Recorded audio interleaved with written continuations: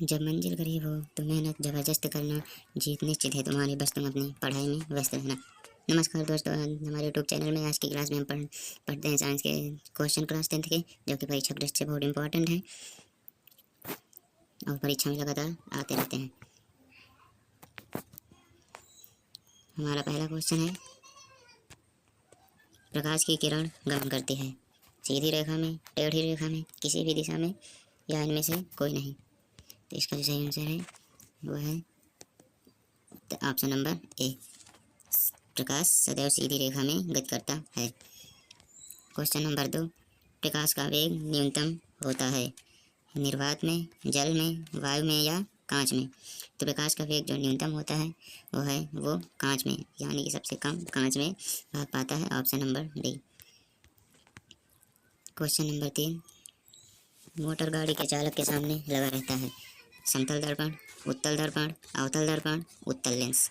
तो इसमें लेंस तो कह नहीं सकते, तो इसमें लगा रहता है वो है मोटर गाड़ी के चालक के सामने जो दर्पण लगा रहता है उसे उत्तल दर्पण कहते हैं। Option number B. Question number 4, motor car के हेडलाइट में किसका प्रयोग होता है समतल दर्पण, उत्तल दर्पण, अवतल दर्पण, उत्तल लेंस। तो मोटर कार के हेडलाइट में जो प्रयोग होता है वो अवतल दर्पण का प्रयोग होता है।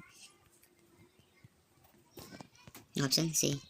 क्वेश्चन नंबर 5, समतल दर्पण द्वारा बना प्रतिबिंब होता है समतल दर्पण द्वारा बना प्रतिबिंब होता है वास्तविक, काल्पनिक, दोनों, इनमें से कोई नहीं।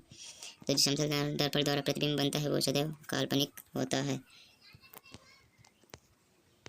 क्वेश्चन नंबर 6, लेंस की क्षमता का एसआई मात्रक होता है डायोप्टर, ल्यूमेन, लक्स, एंगस्ट्रॉम। तो लेंस की क्षमता का एसआई मात्रक होता है dioptre. Option number A. Question number 7, प्रकाश की किरण प्रकाश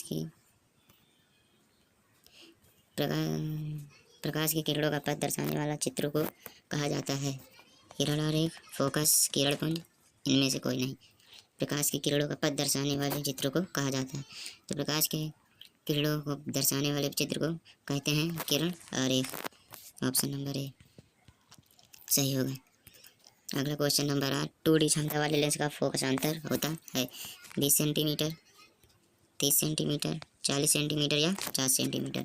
तो 2D क्षमता वाले लेंस का फोकस अंतर जो होता है वो होता है 50 सेंटीमीटर। क्वेश्चन नंबर 9, किसी उत्तल लेंस का फोकस अंतर 50 सेंटीमीटर है तो उसकी क्षमता होगी +5D, -5D, -2D, +2D। तो उत्तल लेंस की फोकस अंतर 50 सेंटीमीटर है तो उसकी क्षमता जो है वो होगी +2D। क्वेश्चन नंबर 10, प्रकाश के किरणों के समूह को कहते हैं प्रकाश स्रोत, किरणपुंज, प्रदीप्त, प्रकीर्णन। तो प्रकाश के किरणों के समूह को किरणपुंज कहते हैं। याद करिए दोस्तों, अभी एक क्वेश्चन इसके पहले भी आया था। क्वेश्चन नंबर 11, उत्तल लेंस की क्षमता होती है ऋणात्मक, धनात्मक, ऋणात्मक तथा धनात्मक दोनों, या इनमें से कोई नहीं। तो उत्तल लेंस की जो क्षमता होती है वो सदैव धनात्मक होती है, इसमें क्योंकि प्रतिबिंब दर्पण के पीछे लेंस के पीछे बनता है। क्वेश्चन नंबर 12, अवतल लेंस की क्षमता होती है ऋणात्मक, धनात्मक, धनात्मक दोनों, या इनमें से कोई नहीं। तो इसकी जो क्षमता होगी अवतल लेंस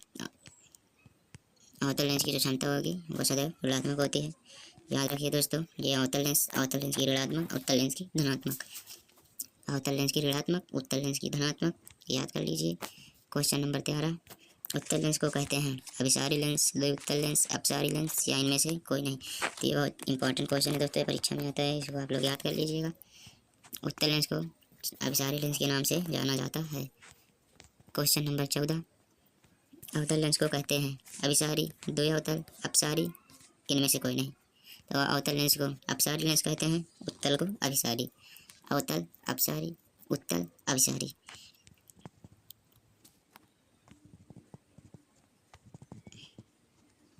क्वेश्चन नंबर 15, निम्न में से कौन सा पदार्थ लेंस बनाने के लिए प्रयुक्त नहीं किया जा सकता। ये वेरी मोस्ट इंपॉर्टेंट क्वेश्चन है दोस्तों, ये एग्जाम में लगातार आता रहता है। जल, ऑप्शन ए जल, कांच, प्लास्टिक या मिट्टी। तो इसका जो सही उत्तर है वो ऑप्शन नंबर डी है। मिट्टी जो है उत्तल लेंस बनाने के लिए प्रयुक्त नहीं किया जा सकता। क्वेश्चन नंबर 16, किस दर्पण से हमेशा वस्तु से छोटा प्रतिबिंब प्राप्त होता है? समतल दर्पण में, उत्तल दर्पण में, अवतल दर्पण में या इनमें से कोई नहीं? इसका उत्तर ऑप्शन नंबर बी, उत्तल दर्पण में वस्तु हमेशा प्रतिबिंब से छोटा बनता है। याद कर लीजिएगा दोस्तों। या फिर ऐसे भी क्वेश्चन पूछ सकता है कि उत्तल दर्पण में प्रतिबिंब हमेशा बनता है छोटा बड़ा, ऐसे भी पूछ सकता है। तो आप लोग याद रखिएगा, कंफ्यूज नहीं होइएगा। क्वेश्चन नंबर 17, किस दर्पण से वस्तु का बड़ा प्रतिबिंब बनता है? समतल दर्पण, अवतल दर्पण, उत्तल दर्पण या इनमें से कोई नहीं? तो वस्तु का प्रतिबिंब अवतल दर्पण में सदैव बड़ा बनता है।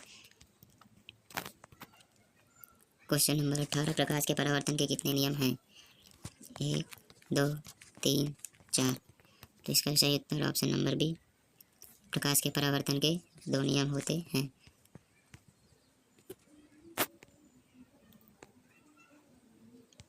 क्वेश्चन नंबर 19, जब प्रकाश की किरण हवा से कांच में प्रवेश करती है तो मुड़ जाती है। अभिलंब से दूर, अभिलंब के निकट, विलंब के समांतर या इनमें से कोई नहीं?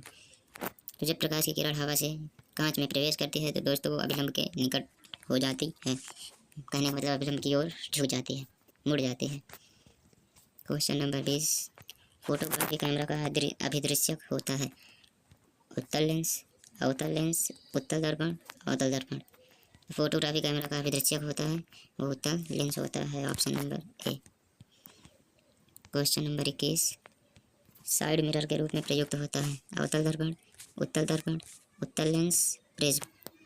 तो साइड मिरर के रूप में जो प्रयुक्त होता है वो उत्तल दर्पण को प्रयुक्त करते हैं, ऑप्शन नंबर बी।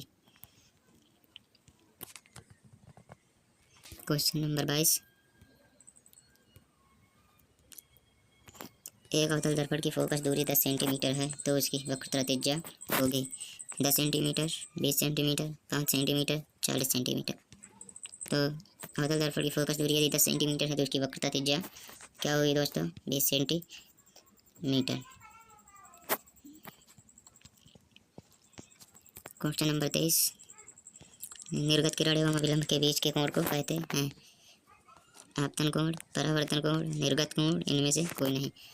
तो इसका जो सही आंसर है वो हो जाएगा ऑप्शन नंबर सी, निर्गत कोण। ये भी जान लीजिए दोस्तों, यदि निर्गत की जगह पर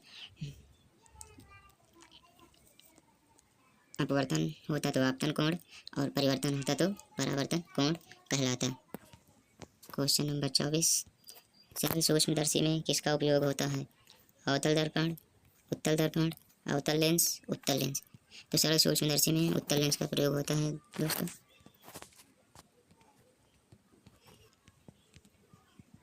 क्वेश्चन नंबर 25, किस लेंस के द्वारा सिर्फ काल्पनिक प्रतिबिंब बनता है?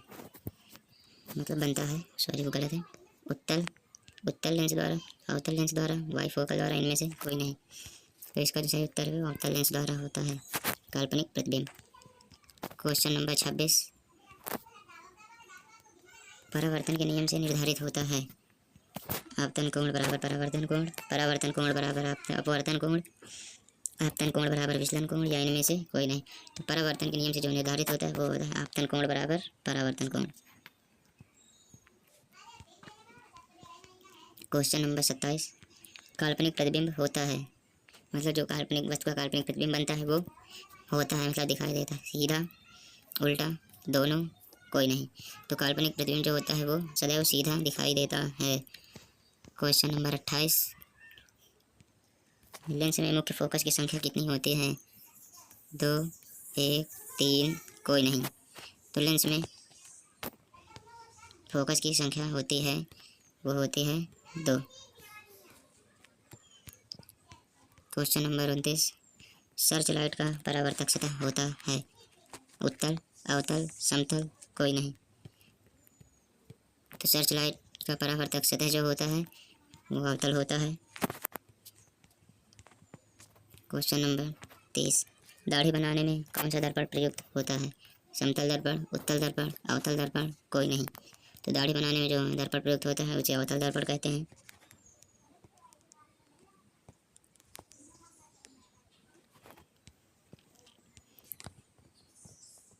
क्वेश्चन नंबर 31, उत्तल लेंस की क्षमता एक डायोप्टर है तो उस लेंस की फोकस दूरी होगी +10 सेंटीमीटर, -10 सेंटीमीटर, +100 सेंटीमीटर, -100 सेंटीमीटर।